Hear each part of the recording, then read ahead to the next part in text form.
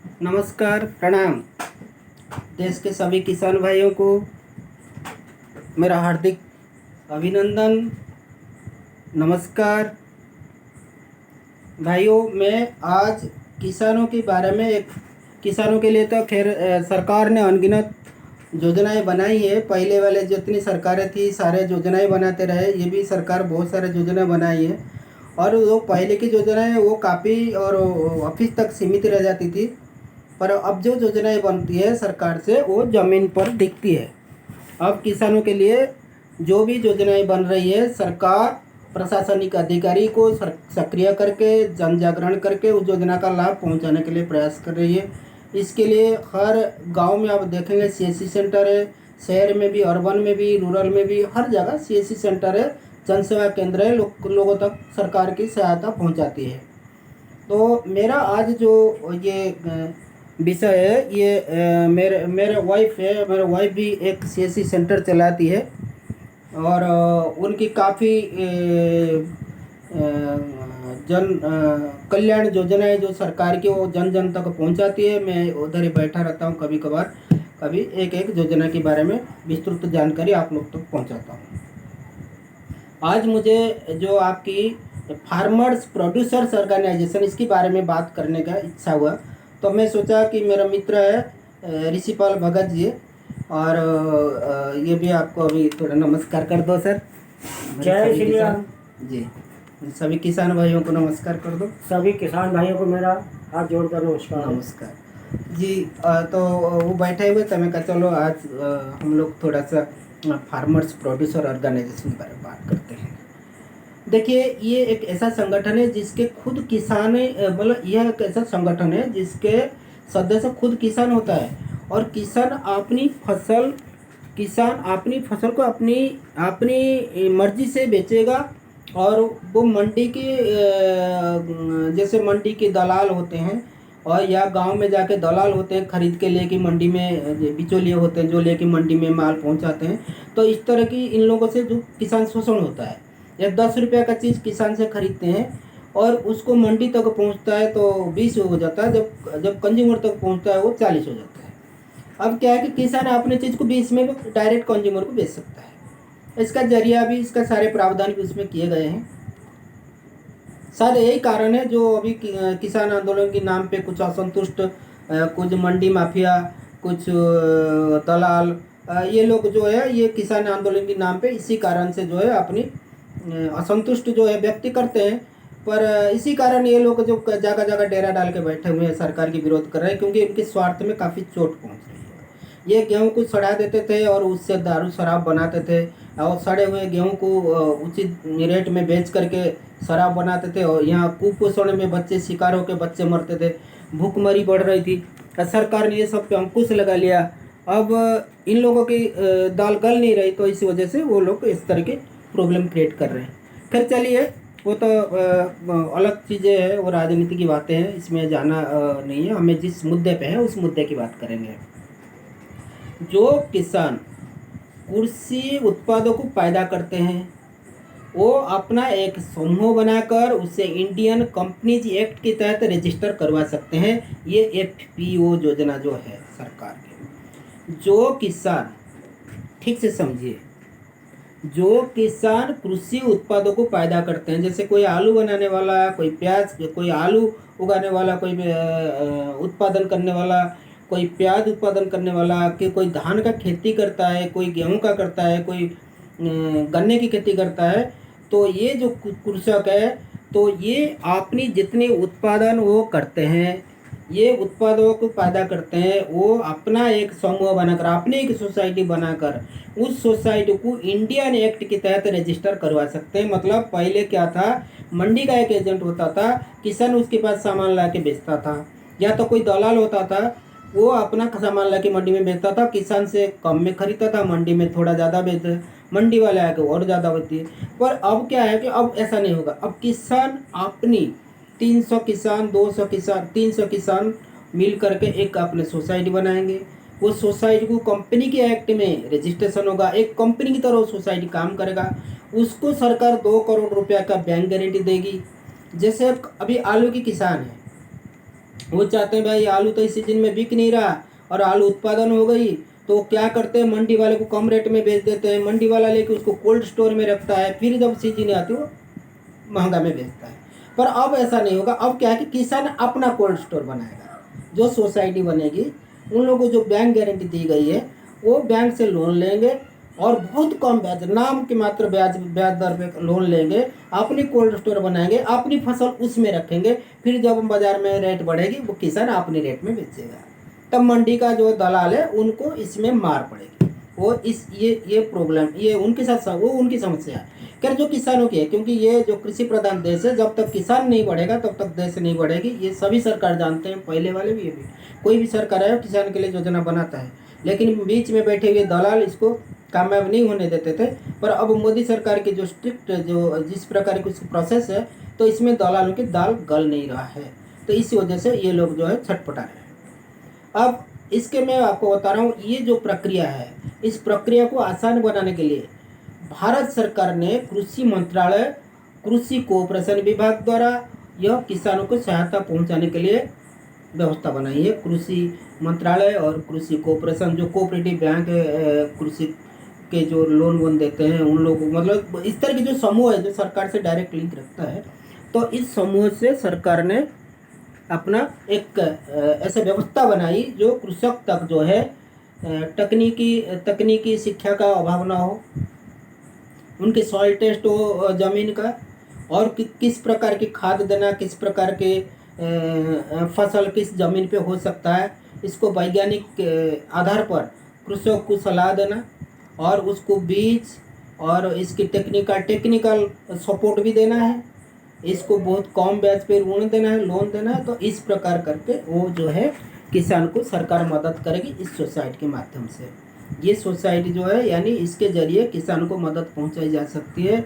इस संगठन के जरिए बीज, खाद, मशीनरी, आपकी मार्केट और मार्केट की लिंकिंग, कौन सी मार्केट में वो बेचने, फॉरेनर्स आएंगे, जैसे फॉरेन इन्वेस्टर आएंगे या फॉरेन बहुत विदेशों से भी आएंगे, तो आप जैसे उत्पादों को अपना विदेश में बेचने के लिए किसी एक्सपोर्टर का सहारा लेते थे, किसी मंडी में जाके बेचते थे, पर आपको ऐसा नहीं करना पड़ेगा, क्योंकि अब सरकार ने उनके लिए द्वार खोल दिया। भाई हमारा किसान है वो बहुत अच्छा पैदावार करता है, बहुत वो ऑर्गेनिक भी होते हैं, होती है हमारा प्रोडक्शन, तो वो अपना रेट दे करके हमारे से खरीद सकते हैं। अब उनको हमारा देश से सामान खरीदने के लिए किसी मंडी, किसी बिचौलिए के पास जाने की ज़रूरत नहीं है। अब किसान अपना डायरेक्ट उन कंपनियों को अपना सामान बेच सकता है। ये जो मार्केट लिंक वो सोसाइटी उनको सरकार उनको उस सोसाइटियों को पहुंचाएगी, उसमें ट्रेनिंग भी देगी, नेटवर्किंग बढ़ेगा, वित्तीय सहायता, आर्थिक मदद मिलेगा, है, और तकनीकी मदद उपलब्ध कराई जाएगी। इसमें क्या है कि जो टेक्निकल बेनिफिट चाहिए उनको, तो वो सरकार उनको देगी। आपको किस प्रकार की ज़मीन पे किस प्रकार की फसल उगाना है, कैसे उत्पादन का, उसमें बीच बीच में कैसे निरीक्षण करना है, अधिकारियों के भी रहेगा, सोसाइटी अपना ऑर्गेनाइजेशन अपनी तरफ से भी इसकी देखभाल करेगी, आपकी फसल आपके हिसाब से बिकेगी। अगर आपको कोल्ड स्टोर चाहिए, कोल्ड स्टोर के लिए आप लोन ले सकते हो, इसके लिए ऑलरेडी सरकार 2 करोड़ रुपया बैंक गारंटी आपको सोसाइटी को दे देती है। 2 करोड़ रुपया तक का आपकी सोसाइटी जो है अपनी किसानों की जो समूह, जो सोसाइटी में कृषक है, उनकी सहायता करने के लिए टेक्निकल और हर चीज़ में वो उस पैसा को उपयोग कर सकता है, बशर्ते उसको कम ब्याज पे लौटाना पड़ता है। इसके लिए सरकार क्या करता है, एक ऑफिस भी देती है आपको, एक कंप्यूटर ऑपरेटर देते हैं, क्लर्क देते हैं, उसमें 2 कर्मचारी और भी देते हैं। वो सोसाइटी को जो है सरकार की तरफ से इसका पैसा मिलता है सोसाइटी के ऑफिस के लिए। जैसे जो ऑफिशियल वर्क होगा आपकी सोसाइटी का, जैसे पंचायत भवन है, इसी प्रकार की। और इसमें क्या है कि इस संगठन का मुख्य मकसद ये है कि किसान को हर संभव मदद करना है किसी भी स्थिति में, क्योंकि छोटे किसानों को सरकारी सहायता आदि उस तरह से नहीं मिल पाती जैसे कि बड़े किसान उठा लेते हैं। बड़े किसानों की सोर्स होता है बड़े बड़े नेताओं से, इससे ऑफिसर से, तो वो लोग वो फ़ायदा उठा लेते हैं जो छोटे किसान उठा नहीं पाते हैं। तो कृषि मार्केटिंग में दलाल की एक चेन होता है जो बिल्कुल ही पारदर्शी तरीके से, बड़े चालाकी से वो इस प्रकार के काम करते हैं जो किसानों को बहुत कम दाम मिल पाता है बड़ी चालाकी से। पहले माल माल उठा लेंगे सस्ते में, कोल्ड स्टोर में रखेंगे, मार्केट में वो माल जब बिल्कुल मिलेगा नहीं, फिर रेट बढ़ा देंगे। वो एक दलाल, एक चेन है जो इस प्रकार के खेल खेलता है। वो इस समूह को शोषण करता है, किसानों को शोषण करता है। किसानों का उत्पादक पर, जो किसान उत्पादन करता है उसको 1 रुपया मिलता नहीं, लेकिन बीच के वाला दलाल जो 20 रुपया कमा के साइड हो जाता है। तो इस पे सरकार जो है इसकी ये सोसाइटी के माध्यम से उस पर पाबंद लगेगी, उस पर ब्रेक लगेगा। और दूसरा है, जो उपभोक्ता जितना पैसा उस उत्पादक के लिए देता है उसमें बहुत कम हिस्सा किसानों तक पहुंच पाता है। इस कारण से ये संगठन के जरिए किसान अपना उपज को ज़्यादा मूल्य पर बेच पाने में समर्थ हो पाएगा। ये एपीओ की जो मेन बात है, किसान अपने उत्पादों को जो है अपनी उचित मूल्य पर बेच पाएगा। इसमें दलालों की दखल अंदाजी होने में संभावना बहुत कम रहेगी, हो ही नहीं पाएगी, क्योंकि सोसाइटी अपना, आपके निर्णय आप खुद डिसाइड करोगे। हमारा फसल हम कहाँ बेचेंगे, नहीं बेचेंगे, कोल्ड स्टोर करेंगे। कोई धान उत्पादक है वो बोलेगा नहीं भाई मैं धान नहीं बेचूंगा, मैं अपना धान को जो है चावल बनाकर बेचूंगा। मैं धान अगर 1 किलो को 20 रुपये में बेच रहा हूँ, मैं अगर चावल बना देता हूँ 40 में बिक रहा है, तो मैं चावल बनाऊंगा। तो सरकार क्या करेगा, उस सोसाइटी के माध्यम से उसको एक राइस मिल के लिए लोन देगा। कितनी बढ़िया बात है, ताकि वो अपना राइस मिल बनाए।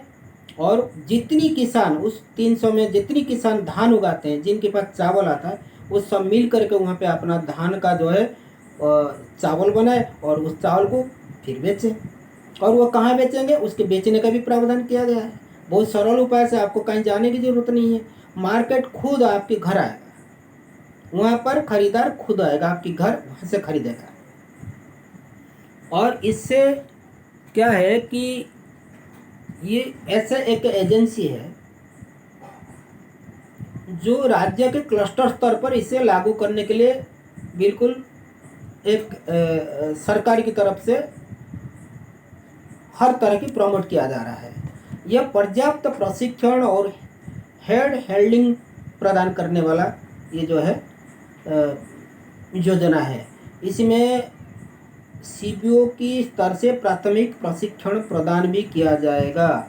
इसको सरकार की तरफ से इतनी बेहतरीन जो टेक्निकल, जैसे किसानों को किस प्रकार की बीच बीच में जाके आपके कृषि अधिकारी को जो सोसाइटी में, दफ्तर में, वहाँ पे मीटिंग बुलाई जाएगी, किसानों को सही उसमें ट्रेंड किया जाएगा। जैसे क्या हमारा पहले होता था, अनट्रेंड थे, एक मेरा बाप ऐसे करता था, मैं कर रहा हूँ, मेरा बच्चा ऐसे करेगा, इसी तरह की हमारा कृषि जो पद्धति पुरानी थी, अब वो चेंज होगा।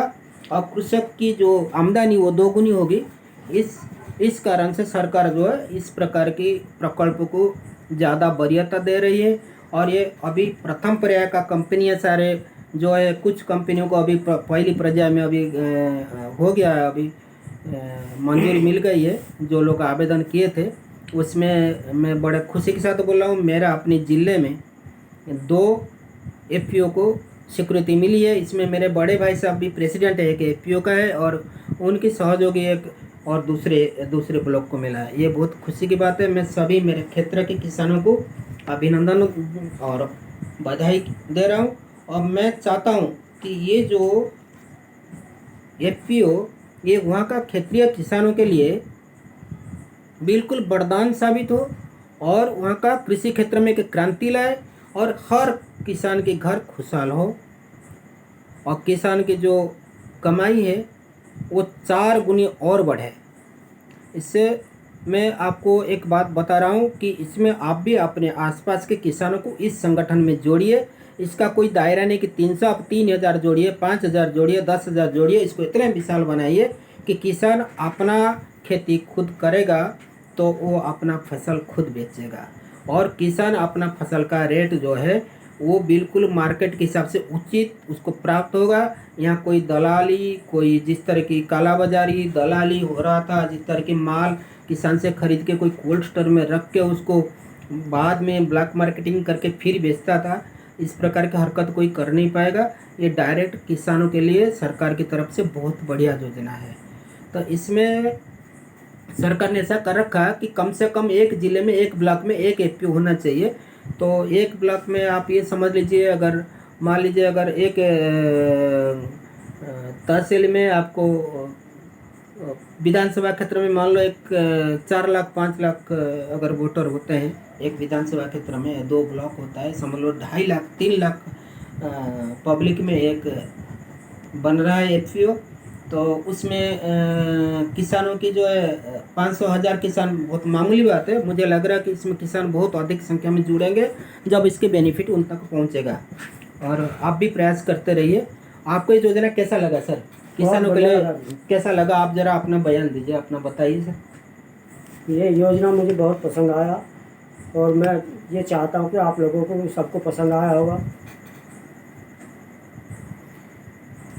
चलिए भाइयों, ये किसानों की जो ये 300 किसानों के संगठन से लेकर के 3,000 तक बढ़ाइए इसको, और इस संगठन को बहुत आगे ले जाइए, बहुत बढ़िया काम करिए, बड़े तरक्की करिए, आपकी उत्तरोत्तर समृद्धि हो। और मैं इसी के साथ अपना बात को रखता हूँ। मैं सोच रहा हूँ शायद आप लोग समझ गए होंगे, क्योंकि इसमें एपीओ में एक वैसा व्यवस्था भी है। एपीओ में नॉर्थ ईस्ट जो पहाड़ी इलाका है उसमें कम से कम 100 सदस्य होनी चाहिए, और जो इसमें मैदानी इलाका है उसमें कम से कम 300 होना चाहिए, मतलब कम से कम मिनिमम उससे ऊपर को होना चाहिए। तभी सरकार की भी सारी सुविधाएं आप लोगों को मिलेगा। और ये योजना जो है बहुत अच्छी योजना है, इसमें किसान जुड़ते जाएं। और ये जो लोग जिनकी स्वार्थ हानि हो रहा है, जो लोग आपको भड़का रहे हैं, झूठ बोल रहे हैं कि सरकार मंडी वो कर दिया और आपका खेत बेच देगा, वो करेगा, ये करेगा, सब झूठ बात है। ये हम सब जानते हैं। जो विरोध में रहता है, विपक्ष है, वो बोलता है क्योंकि उसको अपने वोट लेने से मतलब है, उसको गद्दी की सत्ता हासिल करने के लिए वो लोग बोलते हैं। कोई भी सरकार हो उसके विपक्ष में जो रहेगा वो सब बोलेगा। लेकिन हम जो धरातल पर देख रहे हैं, जो मोदी जी कर रहे हैं, जो भी योजना ला रहे हैं, उसको जमीन पर उतार रहे हैं और उसका बेनिफिट पब्लिक तक पहुंचता है। तो इस कारण से आप ये अनुभव करना है कि जोगी जी हो या मोदी जी हो, जो भी योजना वो ला रहे हैं उसको धरातल पर उतरते हुए हम सब देख रहे हैं। जो जो काम करता है वो उसका काम बोलता है, इन लोगों का काम बोलता है। इसलिए हमें जो इनके उद्देश्य है उसको साकार करना है, योजना को सफल करने के लिए प्रयास करना है। नमस्कार, बहुत बहुत धन्यवाद।